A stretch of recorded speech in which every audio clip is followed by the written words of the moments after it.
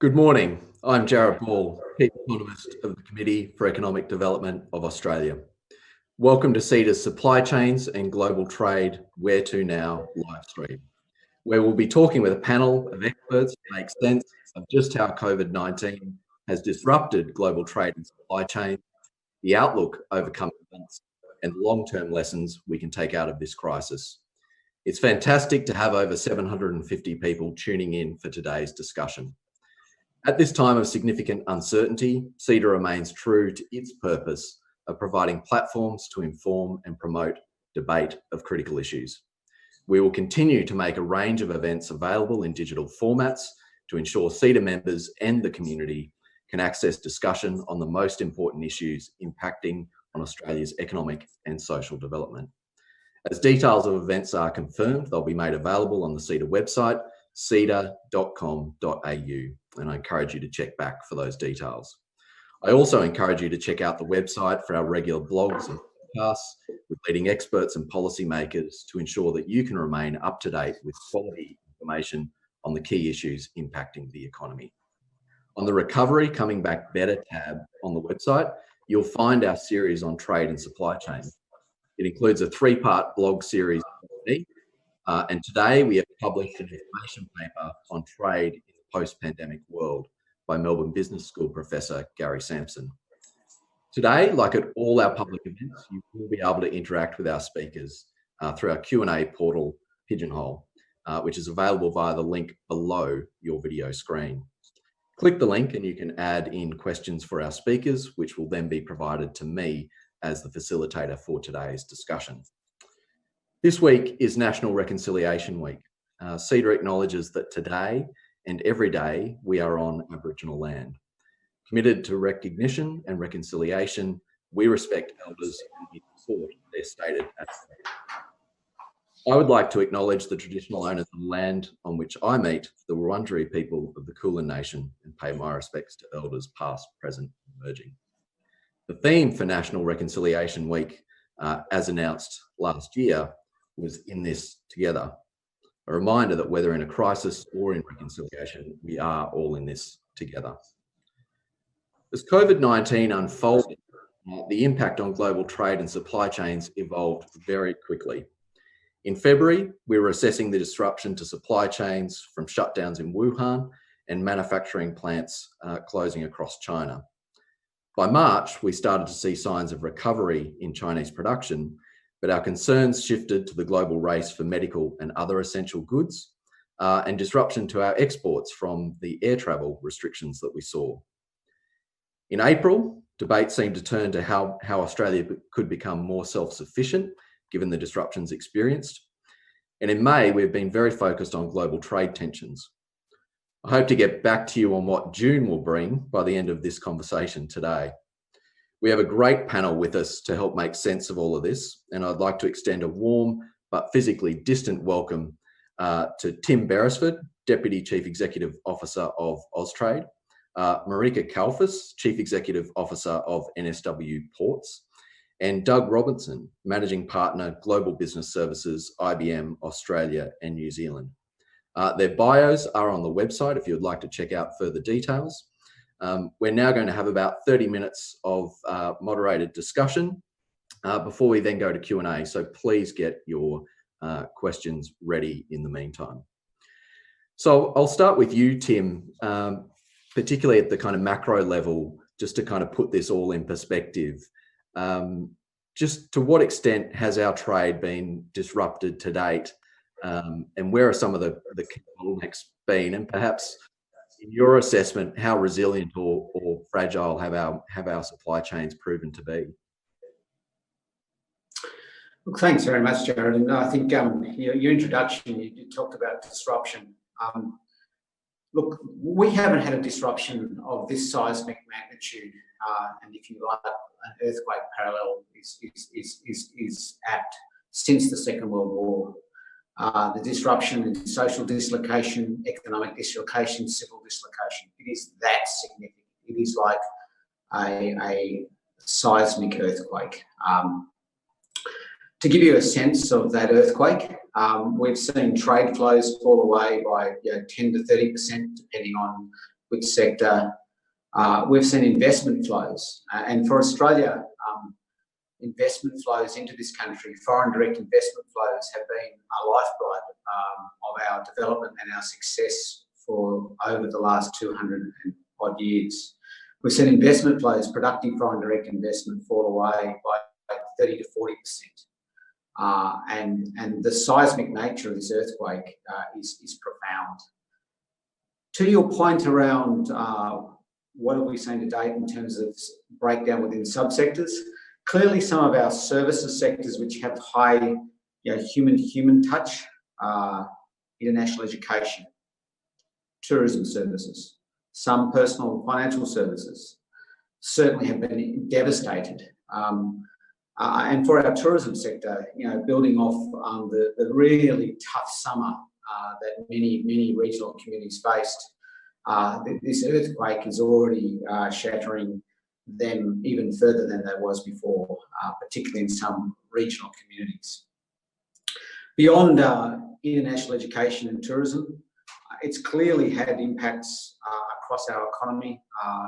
Certainly those parts of the economy that we are looking to export into international markets on, where they require air freight. As you would no doubt all know, international aviation has literally come to a halt. Passenger movements have dropped. International passenger movements have dropped 97%. Just visit Sydney Airport to give you the picture. Off the back of that, and this comes to the supply chain conversation, which we'll unpack throughout the course of the next hour, as many of you would know, the vast bulk of our air freight actually goes in international passenger airlines. 80% of our air freight goes in international passenger airlines. So overnight, our air freight literally stopped. Those perishable goods, those goods which have a need for fast movement, literally came to a grinding halt. So industries in the agriculture sector, crayfish, lobster, high-end beef, those dairy products that are high in value, they came to a crashing halt as well. In terms of the fragility that you touched on, look, I mentioned a little earlier about it being an earthquake, and it has been an earthquake the size of something we haven't seen since the Second World War. There were fissures that were already existing. There were cracks that already existed in our supply chains. I think what this earthquake, this seismic shift has done is actually really brought those to the fore. I think when you look at it, our supply chains, and rightly, they were very much driven by trying to and succeeding in being scalable and remarkably efficient. Scalable and remarkably efficient. So if you're a doctor working at Royal Prince Alfred Hospital and need those isotopes, they just turned up. You didn't have to worry about it. If you needed those isotopes at Royal Prince Alfred Hospital, they turned up on Tuesday and you used them on Tuesday afternoon. So the scale and the efficiency in the supply chain was quite pronounced. But with that, there was no redundancy or resilience, and therefore they were remarkably fragile. And once we had an earthquake of this size, in terms of COVID-19, they broke, they shattered, literally overnight. And so a really, really interesting thing for us as we start to think, and as you made reference to in your introductory comments, as we start to recover, and no doubt we'll explore this over the course of the next hour, is we have to get the balance between those supply chains that should and must remain efficient and highly scalable and achieve efficiencies, versus those supply chains that I think we need to build some redundancy in. As we recast supply chains, how do we build some resilience in some of these supply chains? Not that I wish us to ever have another earthquake this size, but we need to build resilience into the supply chains such that they can handle shocks that come forward to us in the future. So look, I'll pause there because I'm sure other panellists will have reflections in this space as well.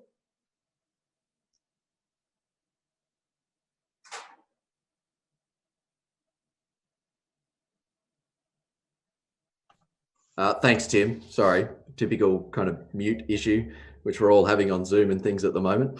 So I want to turn to you, Marika. I mean, as Tim talks about some of that fragility, obviously ports are a key link in our global supply chains. And we did see, certainly overseas during the last few months, some cases of bottlenecks and backlogs and clogging up in global ports.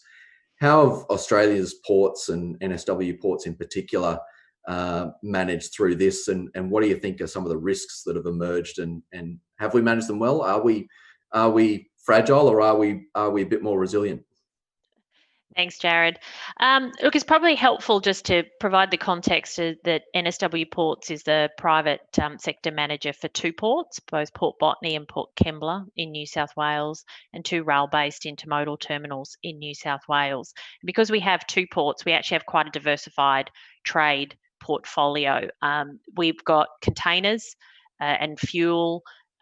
We've got other gas and liquids. We have bulk grain, mineral products as well, and motor vehicles. So we have quite a range of products, and we're seeing how the COVID situation is actually impacting the various forms of those trades. I'll also say we do not have crews, so I don't have to talk to that point.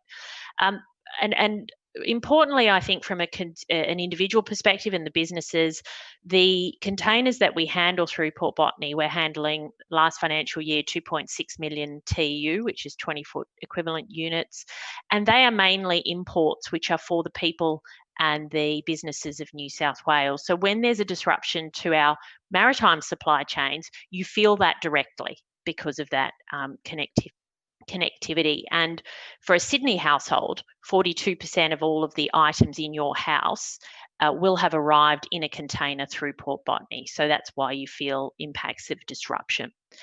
As you talked about in the beginning, when the disruptions occurred in China with their implementation of restrictions and shutting down parts of their economy, we obviously felt that quite a lot in the maritime space. And the reason for that is in New South Wales, and probably similar with other ports in the country, 40% of our containerised imports are from China, and 20% of our exports in containers are to China. So the shutdown in February, March meant that there were fewer vessels sailing to Australia from that region, and therefore we had delays in imports arriving into this country. And similarly, our exports had issues where they ended up piling up on the wharves in China because their transportation system wasn't operating. And that was particularly problematic for refrigerated containers, specifically where you don't have an available plug anymore because of the volume of those containers in China. You haven't got a plug available to actually plug in your fridge. So there were challenges around how you dealt with that, and that had to be dealt with, and it was in different ways. With the opening up of China's distribution systems and their manufacturing, port operations basically from March onwards returned to a more normal, more typical vessel type arrival operations, and that's where we sit today. So from a vessel operations perspective, we're still seeing a more typical vessel arrival pattern. There are some what we call blanked sailings where vessels still are not coming because of volume demand. But then as the virus spread and Australia implemented its controls, it added challenges then to our systems. The first challenge, I think, is one where we saw in the maritime space different rules coming in between federal and state, and different rules between states. Now, those rules were also changing very rapidly. So you can imagine if you're a global shipping line and you are having to deal with different rules around the world, but now you're having to deal with different rules between states and federally and state in Australia, the challenges that presents.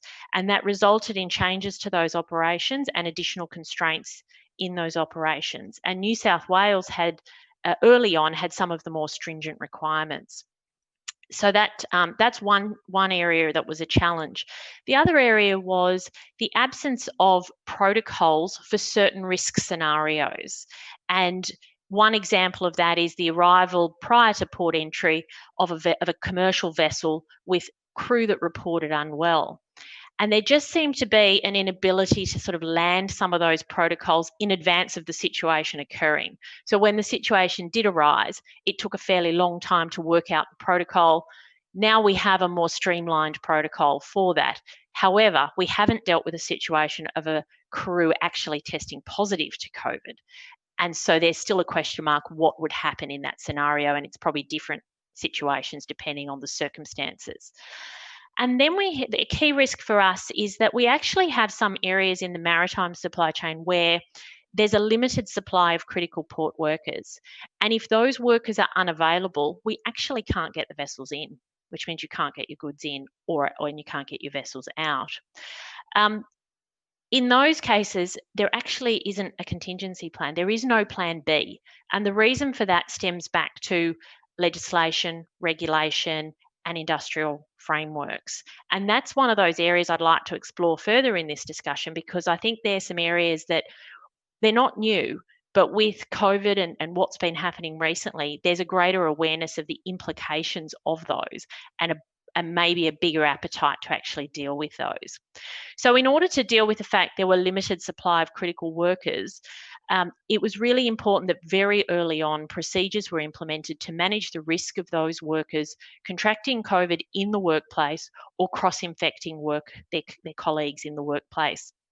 So that meant setting up separate teams, making sure those teams didn't cross contaminate each other, so having different arrival start times or different places of work, and also introducing procedures where you minimise shore workers coming into contact with ship's crew. And that was to protect the ship's crew as much as it was to protect the shore workers, and putting in place different arrangements, sometimes using technology-based solutions, and then trying to minimise that contact or adding extra safety precautions where that contact still had to occur. So we've largely settled into a new norm, and those provisions are going to have to continue to apply because of those critical port workers and the small numbers of them, and because we need to keep our ports operating 24/7, 365 days a year. And I think our current challenge is really reduced trade volumes, and we'll probably pick up that discussion when we talk about economic stimulus. So I might pause there. Thanks, Marika. And I certainly will come back to you on some of those regulatory and industrial issues later on. Doug, if we think about this for a multinational company like IBM that obviously depends a lot on global supply chains, and not just in goods, of course, across services, across processes, so much of your business happens across so many countries. How has this impacted on your business, and what are you seeing across your different supply chains and not just the goods ones? How disruptive has this been? No, that's great. Thanks, Jarrod. And so I look after the global business services part of IBM, which is really, when we talk about our supply chain, it's mostly people as well. But the systems and the clients that we support, are pretty critical in the whole supply chain infrastructure. We kind of approached the COVID crisis in three waves, and we thought the first wave was really about triage. So how do we get to a work-at-home environment quickly and stabilize? I think the second wave was, now we're kind of in a new environment, that what do we do differently, and what do we do with helping our clients actually kind of recover in some of the issues that were unveiled in the changes that we saw.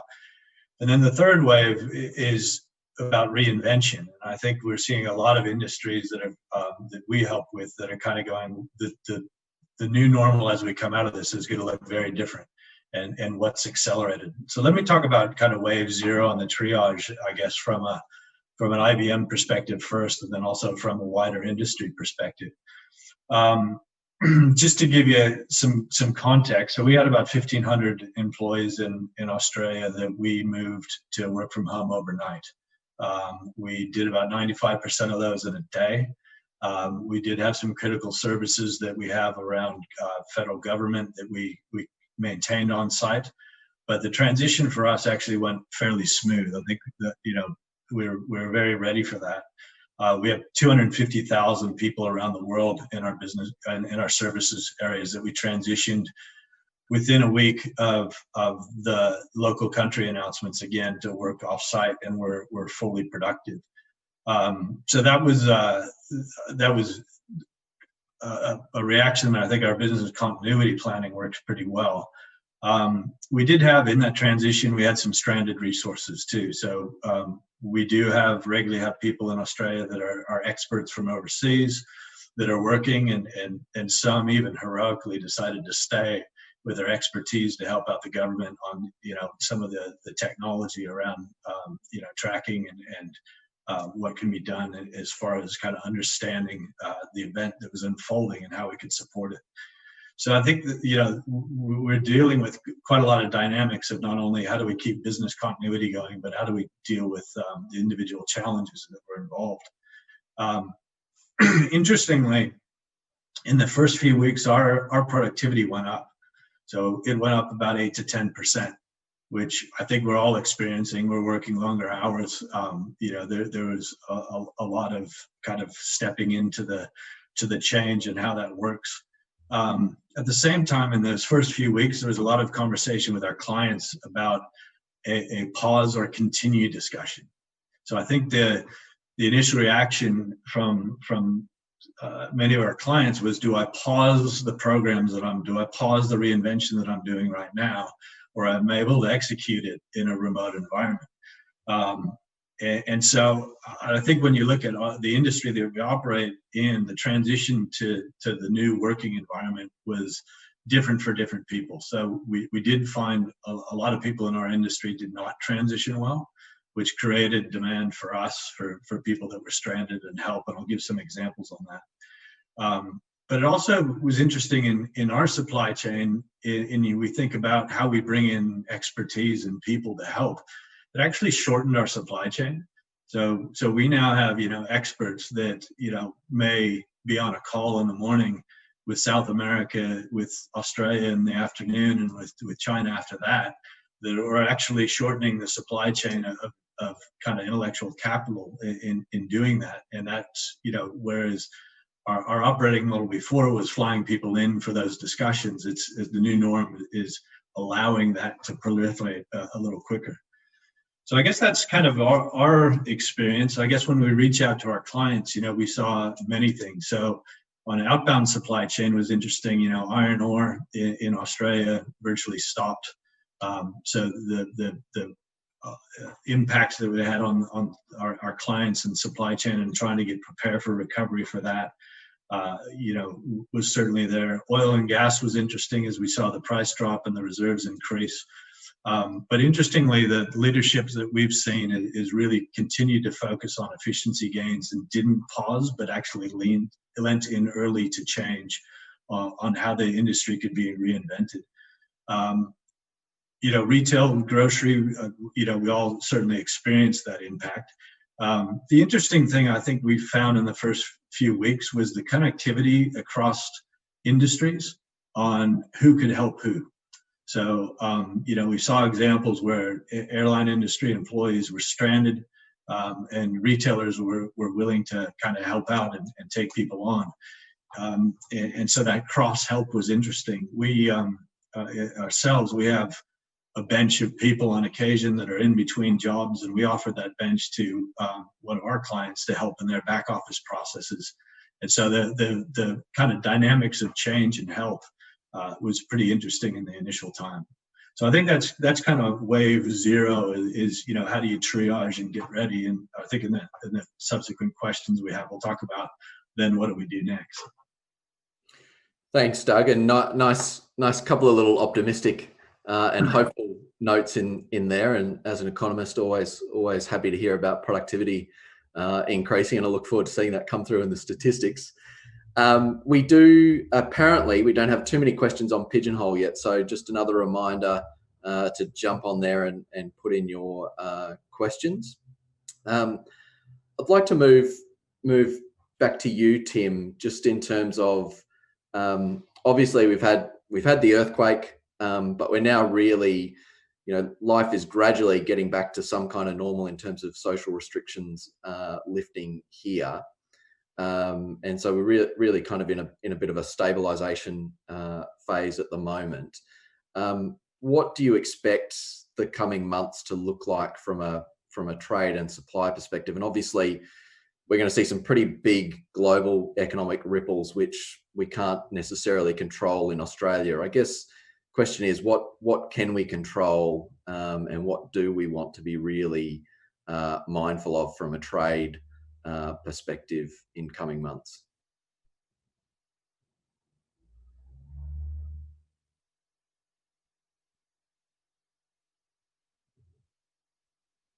I think you're muted.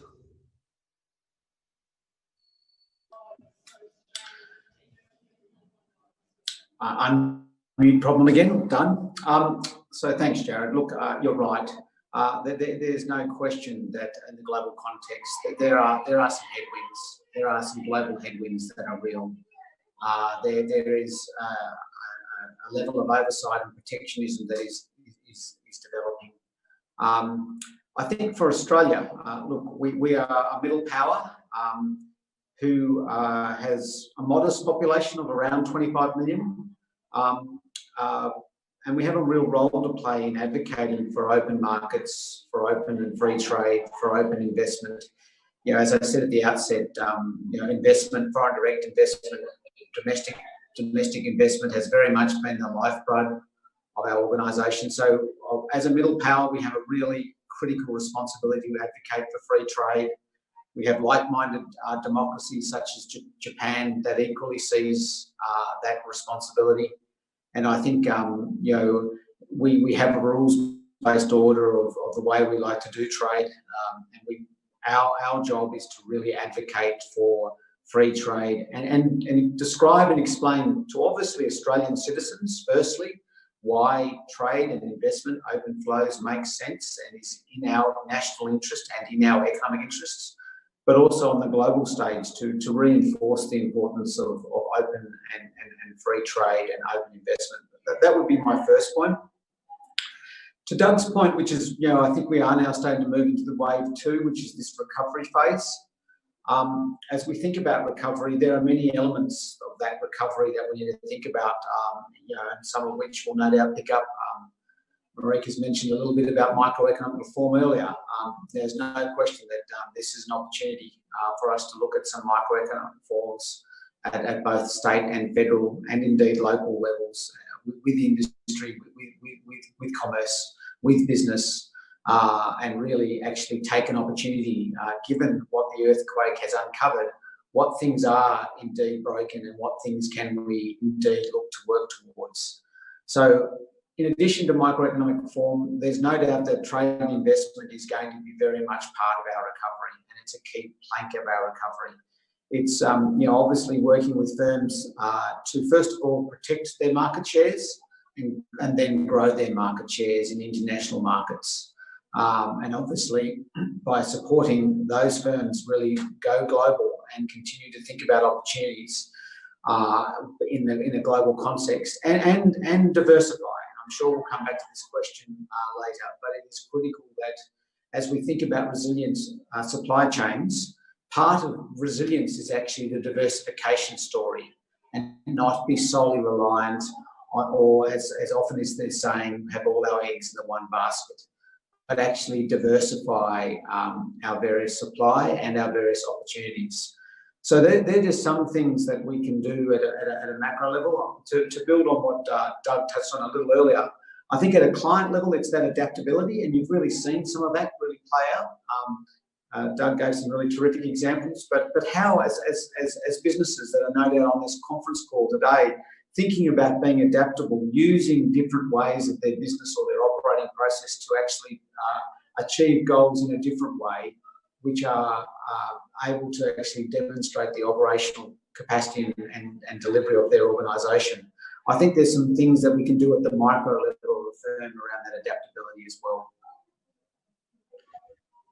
So just picking up on you know, the microeconomic point and the point that Marika's made, and obviously, you know, this is one of the areas, you know, getting our freight and logistics moving faster and smoother can obviously also help grease the wheels of trade.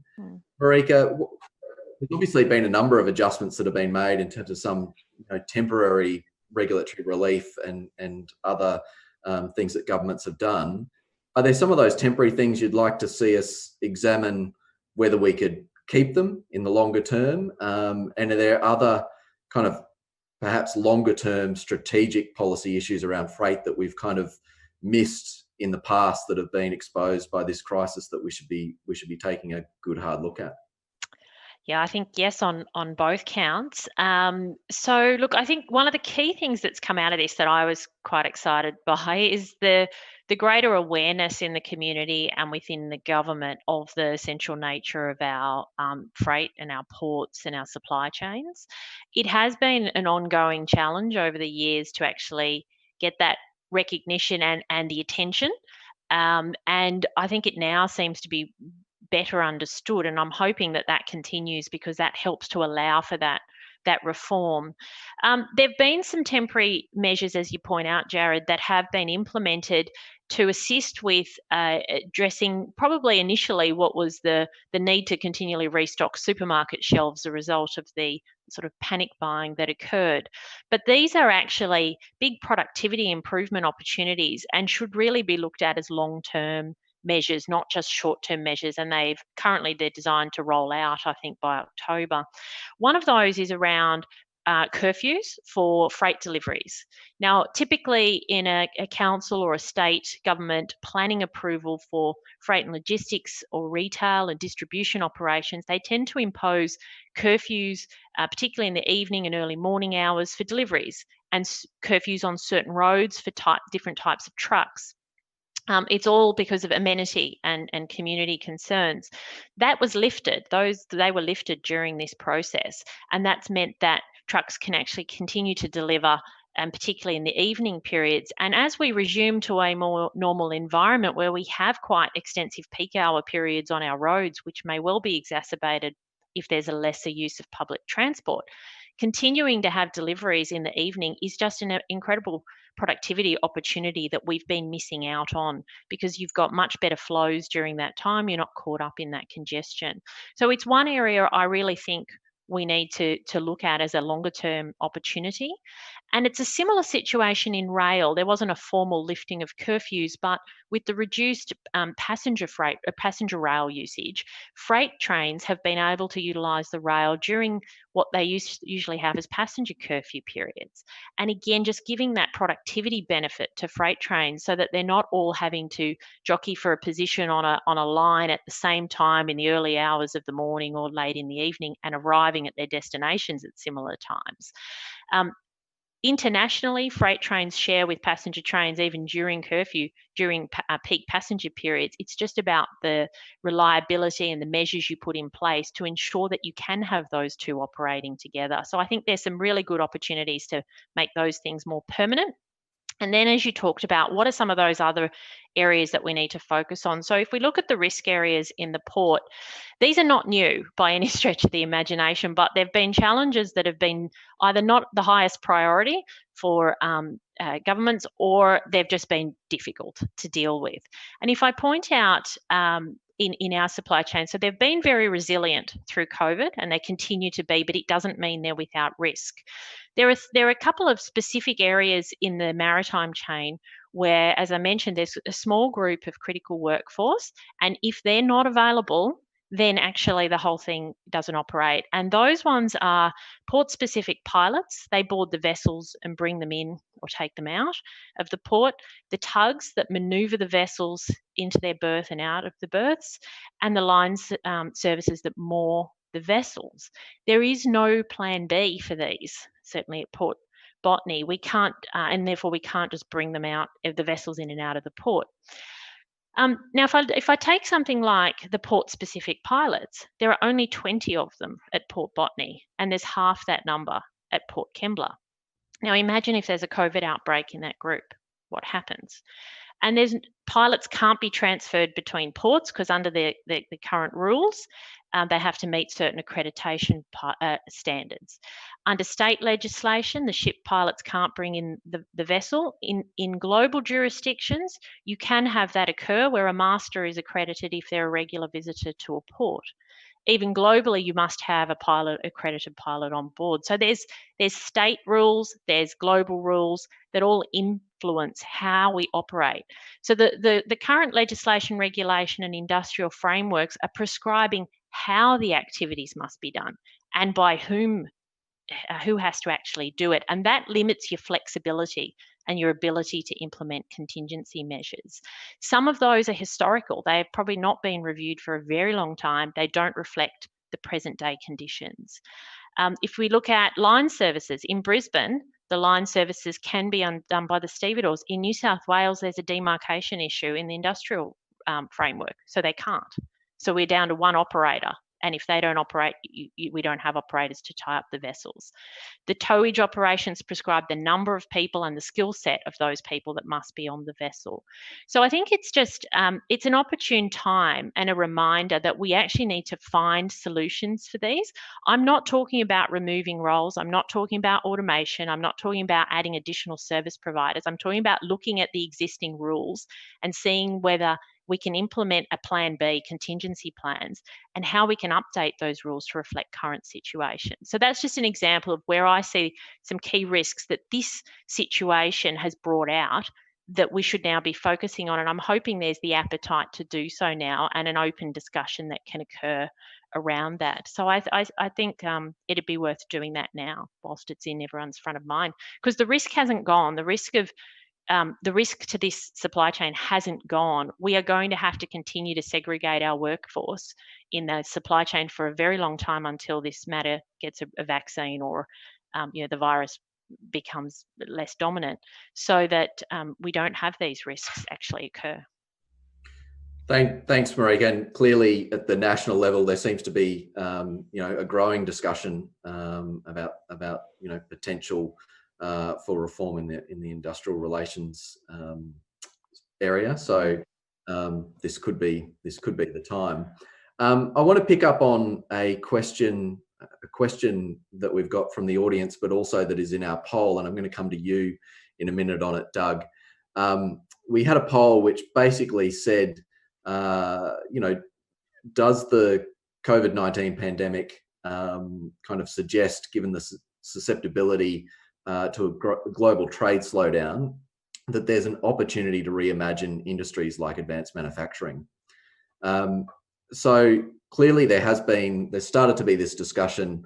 I think it started as talking about reshoring, Doug, but it's evolved more, I think, now and is talking about both advanced manufacturing opportunities, but I think also more broadly how we embed technology across so many sectors of our economy, because that is really, I think, the lesson from where advanced manufacturing is going, where it's not just about what we make, but it's the design that goes into it. It's the after sales service and all of those sorts of issues. So where do you see the opportunities, particularly given that they're going to be technology led, you would have to say, in advanced manufacturing? And from your perspective, do these things have to be government led first, or are they going to sort of come from business leadership? Yeah, no, that's a great question, and I think the crisis that we've seen is actually an impetus to speed this up from what we've seen before. And I guess I'll start with an example. Is we reached out to help one of our clients on a back office process that they were struggling with, and really had been an offshore labor solution before. We put on a small team, and it was interesting. We put on part of our neurodiversity team out of Ballarat, and within 3 days automated a process that they didn't think could be automated. And it's suddenly there's this mindset change of going, hang on, what, we've got to challenge ourselves as an organization at what is the art of the possible. So I do think we're going to see, and from a services perspective, I think we've seen this kind of move probably over the last 15 years of offshore labor arbitrage at first, and then as that kind of conglomerated, it became a center of competency, whether it be industry competency or process competency, and now it's a shift now into competency automation and returning back on the nearshore. So I think we're seeing those trends. I guess at the same time, we're seeing changes in technology that are allowing industries to rethink themselves. And let me just explain that too. Is when we talk about cloud technology, we've seen a lot of move toward that. We've heard a lot of kind of press about that, but there's a cost optimization piece that as you move toward cloud. But one of the bigger things when you look at the industry transformation is it provides the ability to expose data from internally in an organization in a way that you can use it that you haven't used it before across data platforms. The powerful piece that's coming in is as you add external data, so as you add weather, as you add IoT sensors, as you add medical journals, as you add press information, as you add social media information, you now have this corpus of knowledge for decision making that you never had before.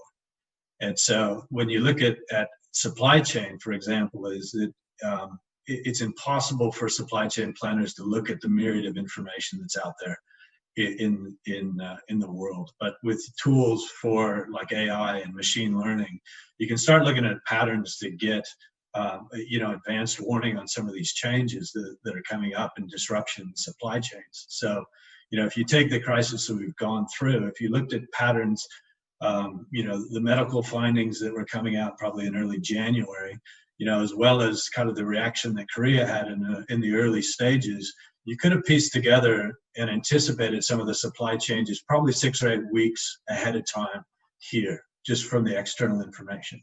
Now there's retailers in the U.S. that are using this for their supply chain planning already, but it's making them rethink their store layouts, their processes, and kind of reinventing. I think that the other challenge is as that comes together, there is an opportunity for reinvention. So it's not only just kind of how do you look at optimizing the processes you have, but what does the new experience looks like, and how do you reinvent that? So when I talk to clients in Australia and New Zealand, I think this crisis is accelerated. I've heard comments that this is accelerated change by probably 10 years on where they need to be on the experience, the digitize, the offering, the new revenue streams. And so I think it's kind of an interesting reaction from the industries of looking at, well, how do we do things differently? And how do we take advantage of the situation, even though it's a bad situation, to kind of reinvent ourselves going through that? But I think the key thing that allows that is the changes in the technology and the availability of things like IoT, AI, blockchain. Even, for example, if you try to replan a global supply chain, it's an impossible computation task right now. In the near future, I think quantum computing will be able to be applied to that and replan, in a massive scale that you weren't able to. So there's a great opportunity from here is to kind of rethink what we do in different industries and processes as a result.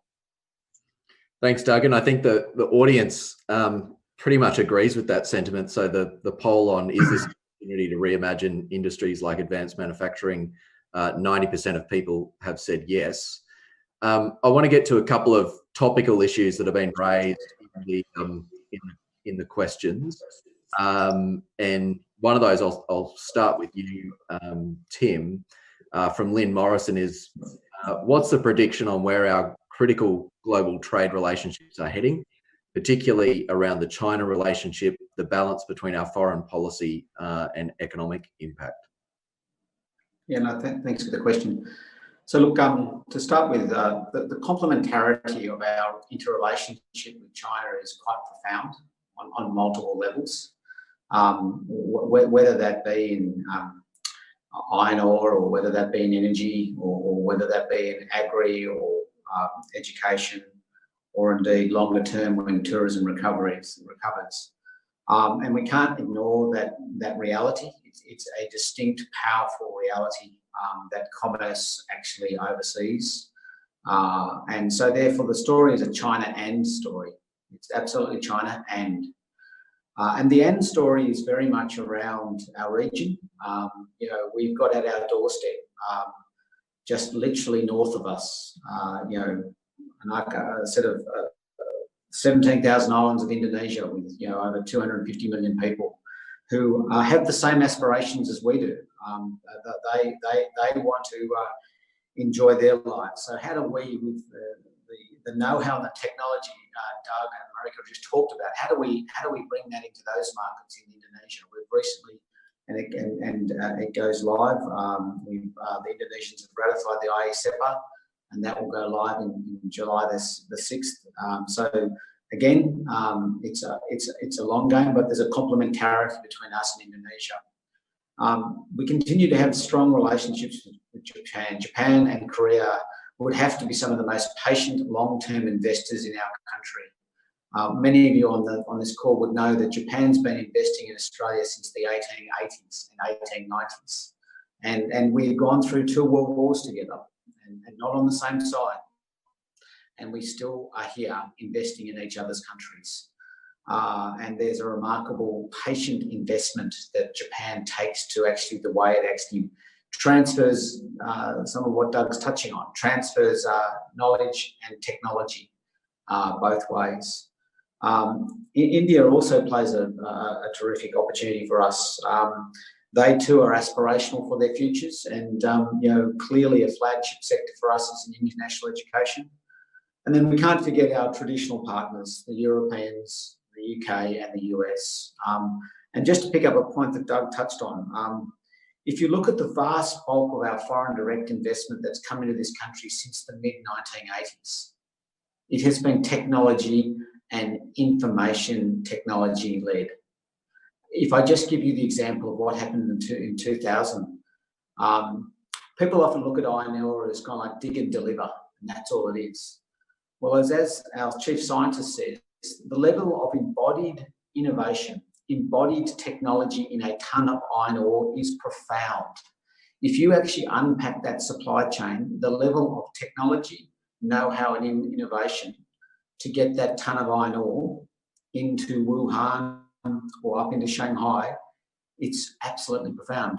That is all high fidelity, advanced forms of innovation and manufacturing. So I dispute the fact that we're not a clever country. We've demonstrated time and time again, and as Doug and you were just touching on, there are the next wave of advanced manufacturing for us to take advantage of, whether they be in critical minerals, whether they be in hydrogen, whether they be in agri-tech. There's a wealth of opportunity which underpins embodied innovation in our next wave of opportunity to support ourselves, but also to work with our region and play a critical role in supporting our region's economic development and prosperity. Thanks, Tim. And maybe a question here, which I think gets to some of the issues that you were referring to previously, Marika, from Ross Hughes. As the Al Kuwait docked in Fremantle last weekend with infected crew, how do we deal with that experience going forward, including the impacts on Australian citizens? So I think this goes to your point before, I think, about just the advanced kind of protocols and having those in place. Did you want to elaborate any further on that? Oh, look, I mean, I don't know the circumstances per se in WA. Obviously, I've read the reports as well. But that is exactly the type of situation we're talking about, having a plan in place for those situations. We do have a protocol in New South Wales. The reality is, if we have sick crew, we don't, there will be different ways of dealing with it depending on the circumstances. But we are also trialling some opportunities around testing of crew and rapid testing of crew and port workers, and a few things that we're probably being more innovative on than maybe is happening elsewhere, and there's a lot of interest in what's going on. So I think it is, come back to the points made previously, that the pandemic also brings out opportunities to rethink around how you do business, what you do, and also how can we do it better, and is there an opportunity to lead in that space. One of the areas we're currently focused on is that historically there's called a ship to shore checklist, where you actually have to do a safety checklist before a ship can be loaded and unloaded, and in particular with hazardous goods, which we manage at Port Botany. And literally the shore worker sits with the captain or the master of the ship and fills in this checklist with them manually. That's how it used to be done 10 weeks ago. Now we're doing it remotely, and we're looking to build a portal that can be used to actually do that more digitally. You still have to have some eye contact to make sure they understand what's happening and how you connect in. But these are opportunities that present as well to challenge how we've done things in the past. Thanks, Marika, and that's a good segue to my next question. You know, this issue of going from manual to digital in a lot of these supply chains, and I'm gonna combine two questions here from the audience and come to you, Tim and Doug, on this.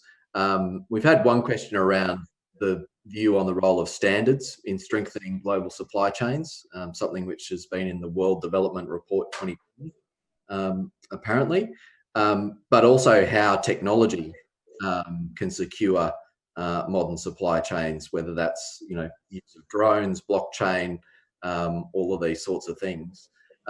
Tim, I'll start with you, perhaps more around the standards part, and then I can go to Doug on the technology. But what role do you see for standards in supply chains, and are these standards perhaps a way of addressing some of the issues that you were talking about earlier in terms of just having balance in supply chains around efficiency and redundancy? Yeah, look, I think that word balance, but also what Marika said a little earlier. I mean, if we actually think a little smart about how we apply standards as a set of guidelines, and they're there to obviously protect communities, and Marika gave a good example about community amenity, but it's actually how you actually walk into it. What's the end objective you're trying to achieve here with that standard? It's not the standard for the standard's sake, it's what's the end objective we're trying to achieve, and ensuring the standard's there for a set of guardrails, naturally, but what is the end objective we're trying to achieve, and how can we think about it in a different way? You know, to quote Marika, what's our plan B? How can we do this in a different way, which actually achieves the end goal, which is basically what the standard's about trying to do. It's trying to deliver a social outcome which is acceptable to the community, but in a way which creates, to your point, balance and flexibility, which then allows, if you're allowing that process to unfold, so you focus on the outcome rather than the input or the activity, you actually then allow yourselves the opportunity to use technology in an innovative, enhanced way to deliver that outcome, as opposed to getting wound up in the input or the activity, if that makes sense. Thanks, Tim. And Doug, in terms of the tech opportunities to get supply chains moving smoother, it does seem like there's a lot of paper-based processes and yes, the like, and I'm sure IBM has some ideas on some of these improvements. We do, and we've been very involved in that. When you look at container shipping, and this is something we started probably about 18 months ago. Marika would know this very well, but there's usually 45 documents that would travel with a container. That anything from the bill of ladings, the shipper's invoices, the fumigation certificates, the customs requirements, all of the manual documentation that goes with that.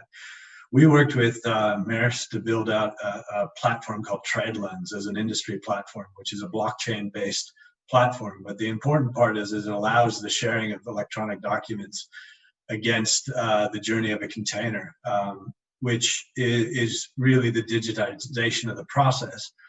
But the more important part is what is the onflow from that. So as you see the visibility in that in your supply chain, and you can see the documentation that will require issues in advance, or additional information that's in there that you can make decisions with, then the decision making starts going into the supply chain. So on the TradeLens side, we've been doing that. I think it's been about 18 months now, and doing about 8 to 9 million transactions a day on that now. So I think we'll see that digitization change, and we'll see that adoption.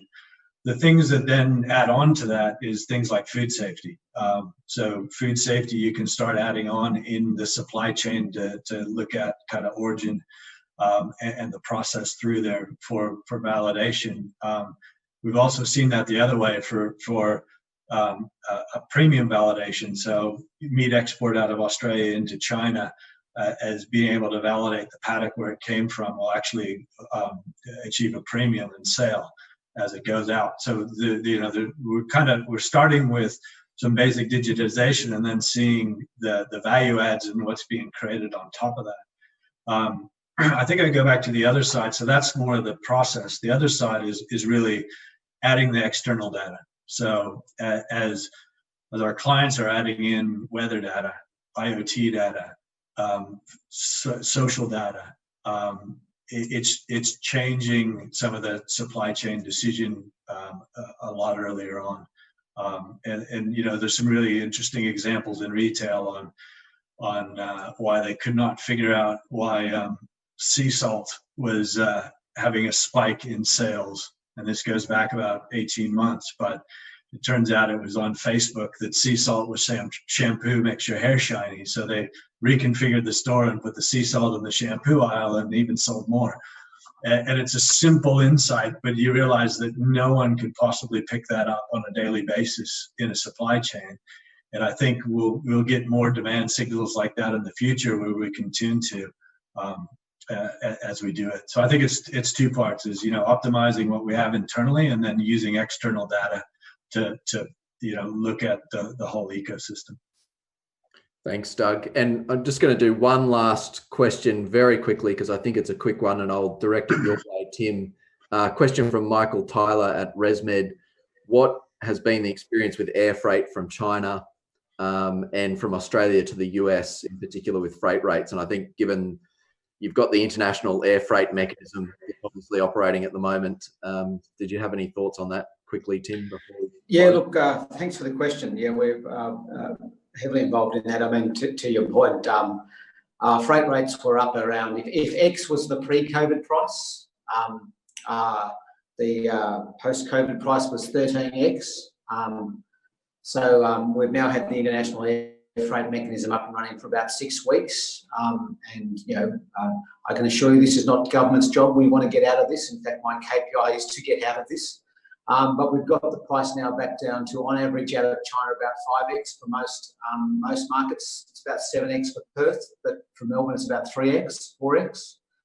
And that's a function of the supply chain getting rebuilt. It's not getting rebuilt by passenger planes alone, it's getting rebuilt by freighters. But, you know, by putting more planes in the air, you all know the economics, it drives the price down and it gets us back closer to 2X. I must hasten to add, I don't think we're going to get back to X. I think we might get back to 2X, maybe even 1.5X, but I think this is going back to our conversation we've had today, Jarrod, about, and shared by the panelists, we have to rethink our supply chains and we have to rethink how we do things, because I'm not sure we're going to get back to X.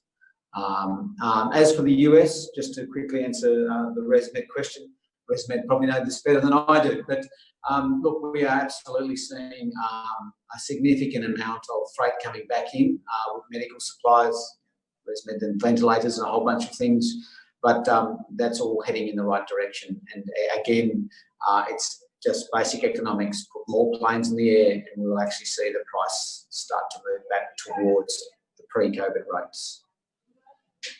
Thanks for that, Tim. And I think your point there about that you've been making right through the discussion and really has embodied a lot of the discussion around just the opportunities for improvement here and the balance around efficiency versus kind of the robustness of supply chains, I think is a really important one and a great discussion today.